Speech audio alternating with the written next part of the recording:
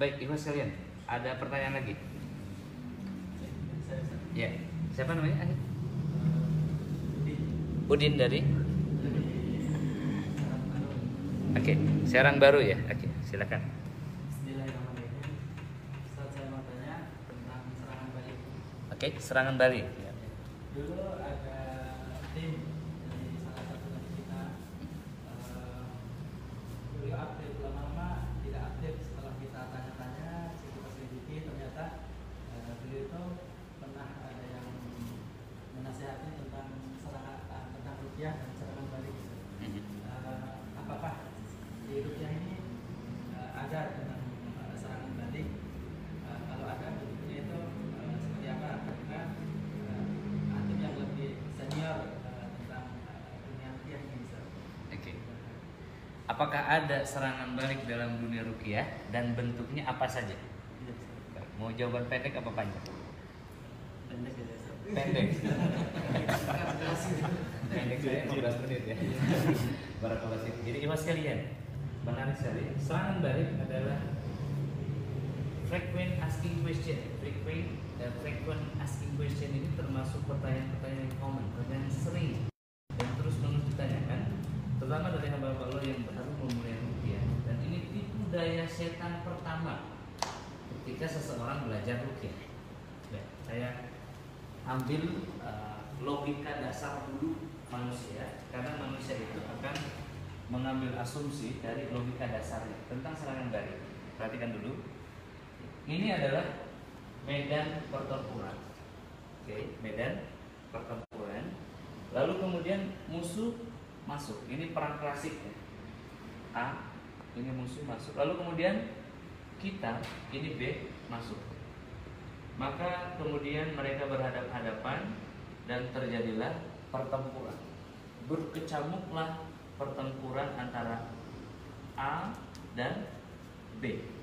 Paham sampai sini ya? Maka kemudian di sore hari, di malam hari, mereka melakukan gencatan senjata. Maka B kembali ke base-nya, A juga kembali ke base-nya, ke tempat istirahatnya. Maka kemudian tiba-tiba musuh di malam hari menyerang B. Ini yang disebut serangan balik. Serangan yang tidak diketahui, tidak disepakati, main belakang. Paham sampai sini ya? Terus saya paham dulu deh. Paham? Oke. Nah, kalau serangan-serangan itu, perhatikan ini, serangan-serangan itu terjadi berkecamuk di medan pertempuran, ini serangan balik atau bukan? Saya tanya sekali lagi. Kalau serangan-serangan itu terjadi berhadap-hadapan di medan pertempuran, ini medan pertempuran yang ditentukan, itu serangan balik bukan? Namanya apa? Namanya pertempuran. Jadi bedain dulu antara serangan balik dan pertempuran. Baru kita akan ngerti dan melanjut pada fase berikutnya. Oke. Di sini namanya peperangan. Di sini namanya serangan balik. Serangan balik adalah serangan di luar pertempuran, di luar medan pertempuran yang disepakati. Sementara ini, bumi ini, planet bumi ini, yang mau datar atau bulat, mau benjol atau bagaimana, ya, terserah keyakinan Anda, adalah medan pertempuran. Siang dan malamnya, di sudut mana saja. Bahkan kalau kita sempat terbang ke planet Mars, rencananya si Elon Musk, dia punya uang, di sana pun termasuk alam semesta milik siapa? Milik Allah Subhanahu wa Ta'ala. Jadi selama kita ada di muka bumi ini, tidak ada namanya serangan balik. Yang ada apa? Pertempuran yang telah disepakati. Selama manusia ada di muka bumi, maka saat itu pertempuran dimulai dari mulai lahir sampai dia wafat. Serangan setan sejak lahir, kata Nabi SAW, ketika seorang bayi itu menangis, maka itu serangan pertama setan, ditusuk perutnya oleh setan. Maka saat sakaratul maut, setan juga menggoda, bahkan itu prime time. Paham hal ini? Jadi bagusnya kita bersiap-siap memegang senjata untuk memerangi mereka, atau lebih baik tanpa senjata? Di medan pertempuran yang bernama bumi ini, baiknya punya senjata apa tidak? Ya. Baiknya pakai logo loreng-loreng atau kaos biasa?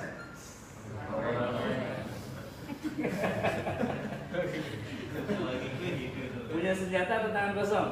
Senjata. Saya tanya sekali lagi, tangan kosong apa senjata? Senjata. Lebih baik loreng-loreng apa kaos biasa? Kalau Anda deklarasikan saya peruqyah, saya perangi musuh-musuh Allah di mana saja berada, maka kita declare, ya kan? Dan setan menganggap, oh ini musuh saya, kata setan, ditandai sama setan. Ya, tapi kalau kita tidak declare, kita tidak pakai baju, tidak pakai logo, maka setan akan tetap mengambil kita sebagai musuh. Kata setan, ini musuhnya empuk. Kalau dibunuh ya sudah mati, nggak ada yang belain. Kalau loreng-loreng dibunuh satu, tumbuh satu kompi. Betul nggak begitu? Jadi gimana tuh? Milih yang loreng-loreng atau kaos biasa? Milih Anda punya senjata atau tidak? Itu jawabannya teman-teman. Kalau kita menjadi seorang peruqyah, kita punya senjata yang bernama Al-Quran. Nah, kita pegang, kita deklarasikan, ayo silakan, mau main depan atau belakang, mau siang atau malam, ada benteng yang melindungi kita. Syaratnya harus ikhlas. Rasulullah SAW mengatakan, manusia akan dalam pertolongan Allah selama niatnya menolong. Ya ayyuhalladzina amanu in tansurullah yansurkum wa yusabbit aqdamakum. Wahai orang yang beriman, tolong agama Allah, niscaya Allah menolongmu dan meneguhkan. Lihat, meneguhkan teman-teman sekalian. Ini yang penting, wa yusabbit aqdamakum. Kalau antum mendeklarasikan untuk memerangi musuh-musuh Allah dari jin dan manusia di daerah dengan ikhlas, itu sudah cukup, tidak perlu media, tidak perlu selfie. Allah akan turunkan infrastrukturnya. Berupa apa? Banyak hal. Di Jakarta Pusat, kita berpikir susah untuk dapat rumah rehab. Ini Jakarta. Rumah ini 18 miliar. Tapi ketika Allah ingin menolong Abu Al-Mududi, setelah 4 tahun perjuangannya, Allah berikan home base. Ini yang disebut wa yusabbit aqdamakum. Tidak hanya Allah tolong beliau karena beliau resign dari pekerjaannya, tetapi beliau juga Allah kasih rumah. Tidak hanya rumah, mobilnya, handphonenya, laptopnya, orangnya, pengaruhnya, kekuasaan. Itu yang disebut wa yusabbit aqdamakum. Tapi syaratnya tadi, ya, syaratnya tadi di sini kita harus bertempur dengan ikhlas dan jangan hanya jam kerja saja, siang malam kapan saja. Nah, orang-orang yang mengatakan serangan balik ini yang membatasi waktu. Saya bertempur Ustadz kalau ruqyah saja, kalau pulang itu sudah selesai saya dengan istri saya jalan-jalan dan lain-lain. Sebetulnya pertempuran dengan setan adalah di medan ruqyah dan juga di sebaliknya. Orang yang mengatakan saya diserang balik itu adalah orang-orang yang lalai, yang tidak memahami keadaan. Baik. Yang kedua, bentuk serangan balik itu apa? Bentuk-bentuknya. Yang pertama, ketika kita menghadapi setan,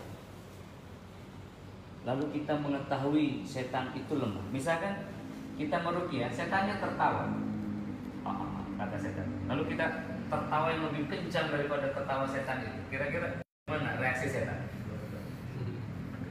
Kesel. Bingung, dia ketawa lagi kan kira-kira besok.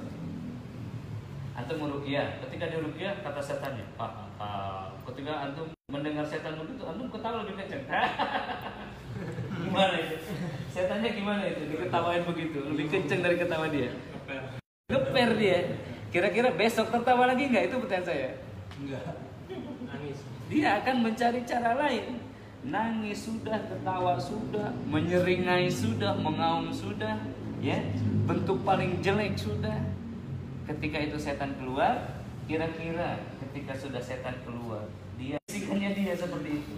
Maka antum harus jawab, bisa siapkan jawaban, ya kan? Siapkan jawaban. Seandainya menolong wanita itu harus dengan menikahinya, berapa banyak wanita yang harus saya nikahi? Itu balasan. Jadi serangan setan kepada para peruqyah bukan dalam bentuk genderuwo, bukan dalam bentuk pocong, tetapi dalam bentuk syahwat. Karena memang setan itu lemah, para peruqyah mengetahuinya. Ya, inna kaida syaitani kana dhaifan, tapi yang akan muncul adalah inna kaida kunna azim. Bahwa tipu daya syahwat itu dahsyat, dan ketika kita tahu dan berakad untuk menghadapi ini, Allah akan uji kita dengan perkataan itu. Dan semoga Allah Ta'ala mudahkan kita, Allah Ta'ala berikan taufik dan hidayah kepada kita. Semoga Allah teguhkan hati kita, ya, sehingga kita melihat dengan nyata bahwa Allah, ya, telah tegakkan diri kita dan Allah pertemukan kita nanti di surga. Amin ya rabbal alamin. Barakallahu fikum.